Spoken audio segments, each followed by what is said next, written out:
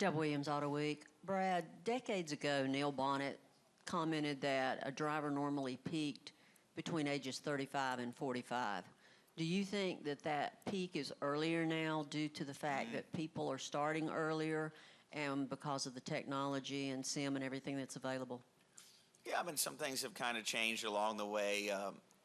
I think a couple pieces that stand out to me, if you look at statistically, yeah, it's right around that 40 mark, and we've got all kinds of statistics, but there's always exceptions, Mark Martin, Harry Gant, and lately it's kind of been Denny Hamlin, but, I think when you have great cars, it's easy to stay motivated, it's easy to stay hungry, it's easy to look at it and kind of find that drive that it takes to compete at a high level.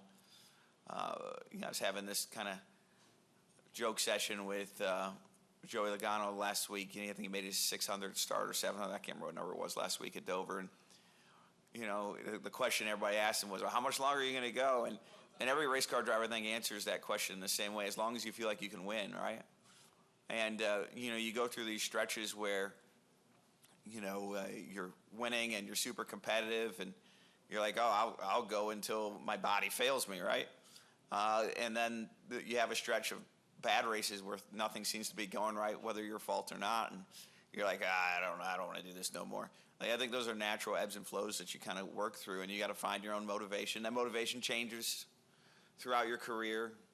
At least I feel that way. You find different things that motivate you, or you have to find them if you want to stay a part of it. I know my motivations have changed over the years, and that's okay. But, I guess I'm kind of tying this all back into the thought, like, if I go out here and run really well and have a shot to win, I'll walk back in the garage area and say, I've probably got 10 more years left. It's a very strong emotional roller coaster being a race car driver.